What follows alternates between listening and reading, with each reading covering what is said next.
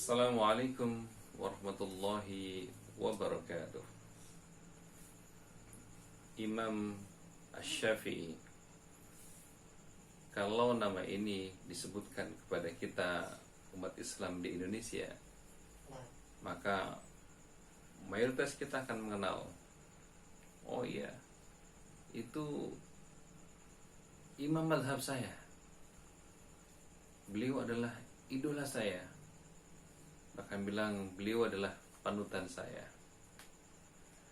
Sangat wajar kalau Imam Syafi'i menjadi rujukan mayoritas muslim di Indonesia.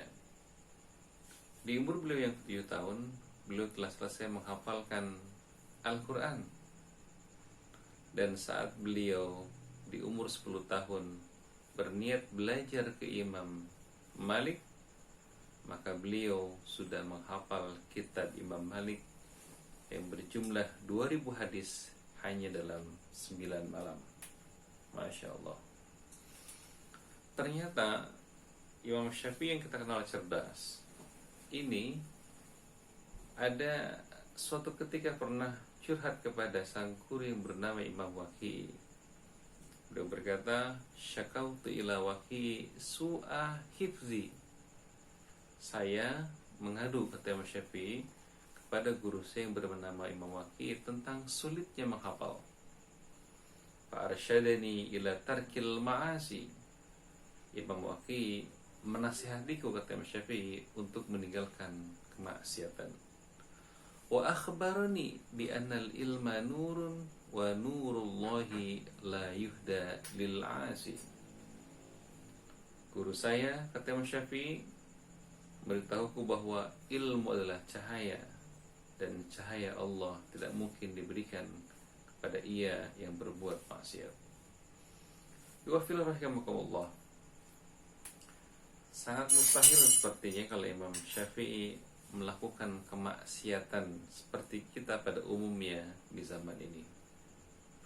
Maka kalau beliau berbuat kecil sekali kemaksiatan dan berakibat kepada sulitnya menghafal, maka sangat tidak pantas jika kita menganggap bahwa kemaksiatan yang sering kita lakukan tidak berdampak terhadap sulitnya belajar kita. Apalagi di zaman yang modern ini, ada yang bilang, kenapa kamu pacaran? Pacaran tuh untuk menyemangati belajar. Kalau saya punya pacar, maka termotivasi. Karena kala itu ngelesnya kita pada zaman ini. Padahal kalau kita mengikuti Imam Syafi'i, maka jelas Imam Syafi'i sangat melarang ini. Imam Syafi'i sudah mewanti-wanti kita bahwa kemaksiatan punya pengaruh besar terhadap sulitnya kita belajar. Dalam Al-Quran, surat Al-Isra ayat 32 menjelaskan, wala taqrabuz zina. Jangan kau dekati zina. Larangannya bukan jangan berzina, tapi jangan mendekati zina. Maka hal-hal yang berkaitan dengan perilaku yang mendekati perzinahan, itu ya Allah larang. Jadi kalau kita pacaran, chatting dengan lawan jenis dengan nada yang mesra, maka itu mendekati zina, itu maksiat. Kita menggunakan barang orang lain misalkan tanpa izin, itu juga maksiat. Kita mencontek misalkan dalam ujian, juga maksiat. Maka jika kemaksiatan banyak kita lakukan, maka jelas punya pengaruh besar terhadap gagalnya belajar kita. Maka kalau kita mengidolakan Imam Syafi'i, ikuti beliau, tinggalkan maksiat agar kita sukses dalam belajar.